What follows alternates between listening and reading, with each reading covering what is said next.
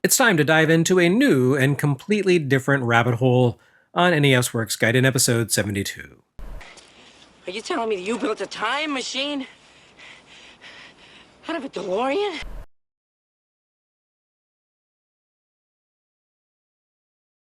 At this point in the NES Works saga, we stand at the precipice of the 16-bit era, and I'm well on my way to bringing all the NES era 8-bit players to the point where they stood at the dawn of the 16-bit generation. We've got Nintendo and Sega and Atari, of course, but before TurboGrafx and Sega Genesis arrive, there's one other player. By this, I mean Mattel's Intellivision, the one other legacy console that managed to survive the Atari crash of the early 1980s and soldier on through the end of the decade. Except at this point, it's not Mattel's Intellivision, is it? No, the saga of the Intellivision beyond the crash makes for a welcome contrast to the Atari Corp saga. A console that carried on not as an opportunistic money grab, but rather thanks to the genuine enthusiasm of the creators who contributed to the platform. Where the latter-day 8-bit Atari legacy comes off as a sloppy, unfocused misuse of a bunch of old stock that accidentally got included in a buyout deal, Intellivision survived through careful planning and economic design. As had been the case with Atari Inc., the US crash wrecked the Intellivision and its parent corporation, Mattel. Mattel had originally launched the system in 1979 as a high-powered competitor to the Atari 2600, a sophisticated and highly expandable machine featuring superior graphics and sound. It never sold as well as the 2600, but it did well enough for itself that Mattel created a standalone division, Mattel Electronics, to drive the system's development. It even made some headway overseas, as Bandai attempted to localize it into Japan as a competitor to Epic's version of the Atari video computer system. But when the market crashed here in the States, Mattel Electronics lost the Mattel parent corporation a lot of money. A lot. Close to $500 million in 1980s bucks. A massive sum that jeopardized the continued existence of Mattel as a whole. Rather than allowing Barbie to die, Mattel simply killed off the electronics division and let Intellivision run its course in the bargain bins. The corporation joined several other major businesses in divesting itself of video games in 1984. This was the same period where Time Warner ditched Atari and Gulf and Western sent Sega packing.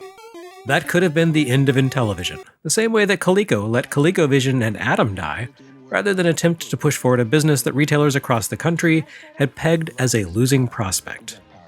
That would have been the end of the Intellivision saga if not for the fact that the head of marketing for Mattel Electronics, Terrence Valesky, genuinely believed in the appeal of console games.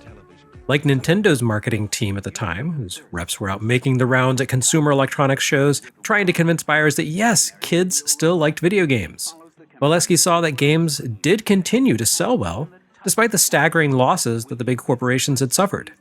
And so he reasoned big corporations weren't the way to go. Rather, he felt the Intellivision could continue to make a tidy profit if the business behind it were adjusted to fit the revenue being generated. Valesky rallied together funding and bought Mattel Electronics from Mattel, renaming it INTV Corporation and regrouping to give the console a second wind with a new lineup of software. This process took time, of course, but he made it happen.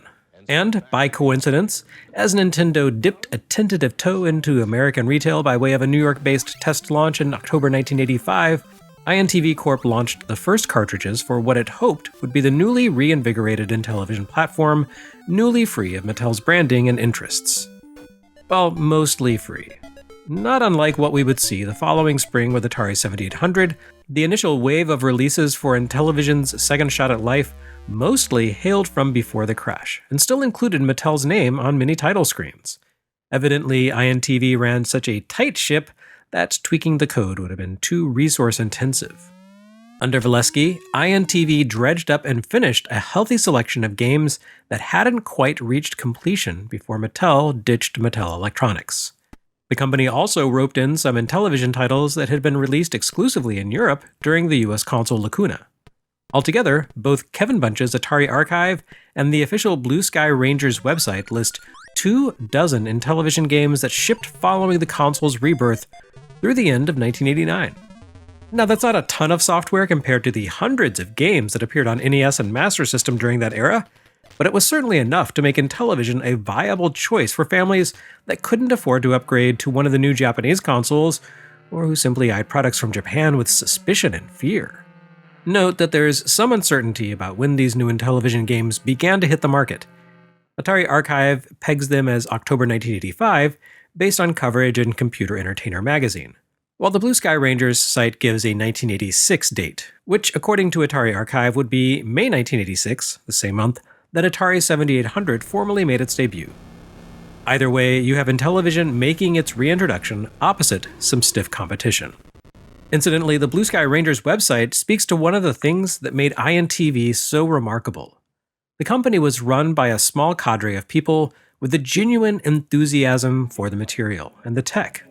The Blue Sky Rangers, a team of 5 designers and programmers who worked on the console during the Mattel Electronics era, appear to have remained involved with the system during the INTV period and launched their website in the mid-1990s as perhaps the first ever attempt to publicly and officially document the history of a game platform by the people who helped bring it to life.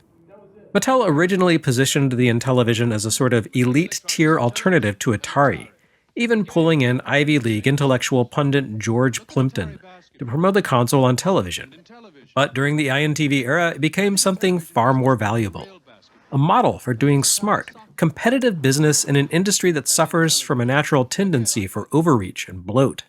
According to the Blue Sky Rangers, Valesky recognized that the US console market crashed not because kids stopped loving video games, but because the market had been flooded with so much unregulated software that customers couldn't winnow the cream from the crap. The big companies collapsed, not because they weren't making good games, but because they had massive overhead from staff, facilities, and other expenses. INTV pivoted to adopt something that resembles the indie model of the present day. A skeleton crew of passionate creators making efficient use of slim resources, mopping up sales in the forgotten little corners of the market that the major figures were too big to reach. Of course, being tied to the Intellivision hardware and lacking the means to evolve the tech any further, INTV's releases couldn't compete with top-of-the-line material on NES, Master System, or even 7800.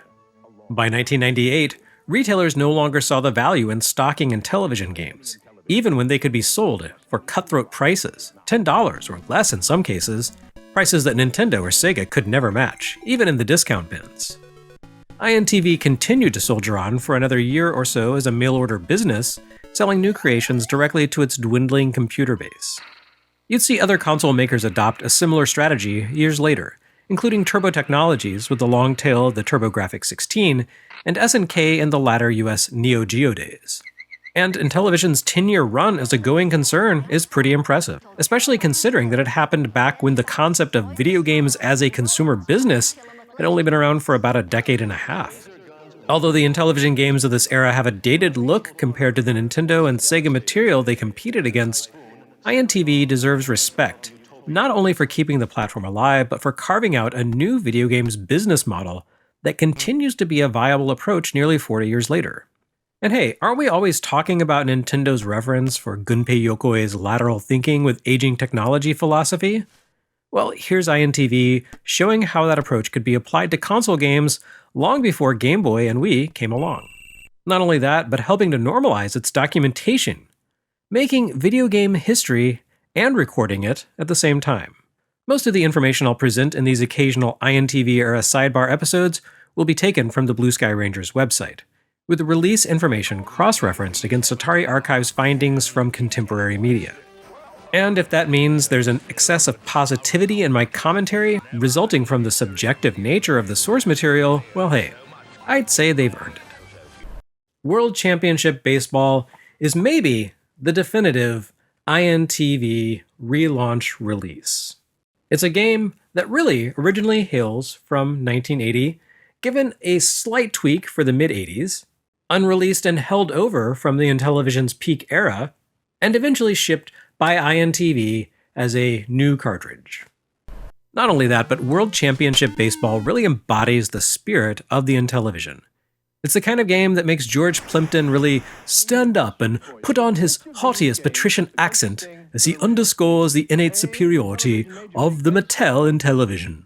As you old-timers will remember, Intellivision carts came with thin plastic membrane overlays that you could slide into the system's controller over top of its keypad to denote game-specific functions. Some games didn't really need these, but oh boy, that is not the case for World Championship Baseball. This game makes zero sense without a handy chart to explain the purpose of the buttons. It makes use of almost every single interface element on the Intellivision controller. The side buttons allow you to pitch and swing during the batting phase, but most of the game plays out with a keypad. A big part of this comes down to using those buttons to perform actions specific to the field during defensive play. Most of the buttons correspond to fielding positions, 1 through 3 for outfield and 4 through 0 for infield.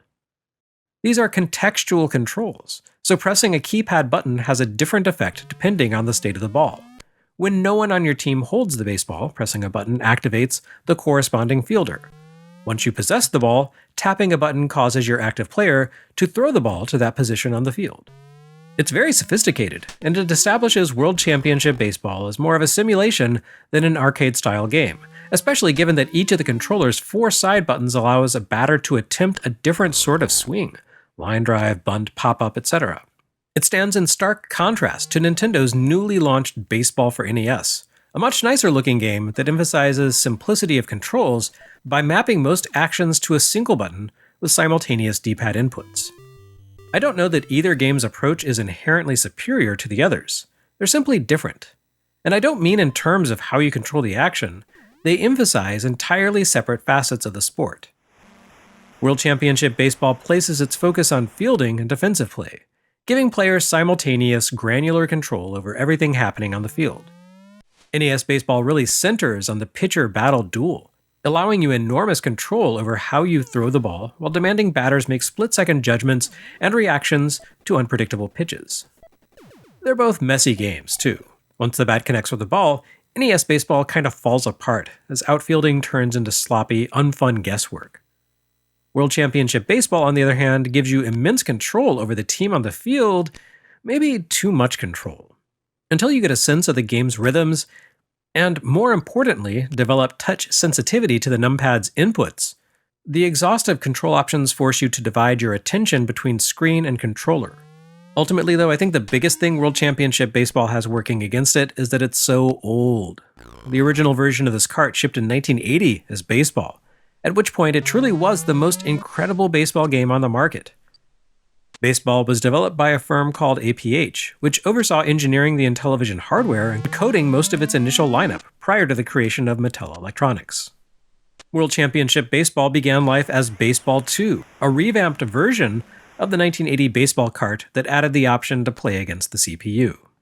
Yes, not unlike Epoch's Baseball and New Baseball for CassetteVision, this would have been a re-release that simply turned a 2-player game into a solo experience. According to Blue Sky Rangers, APH and Mattel ended up shelving those plans because they couldn't squash a programming bug that caused Baseball 2 to crash. Instead, Intellivision fans received the stunning IntelliVoice enhanced World Series Major League Baseball in 1983, and Baseball 2 disappeared forever. And by forever, I mean until INTV dusted it off and shipped it. And by dusted it off, I do not mean that they fixed the crash glitch. Again, according to Blue Sky Rangers, World Championship Baseball shipped with the glitch present, and a little note indicating that the sheer sophistication of the game might cause the Intellivision to become overwhelmed and require a reset. It's a ballsy start for this new venture. Baseballsy. See, George Plimpton? That's the kind of erudite pun that only the Mattel Intellivision can offer.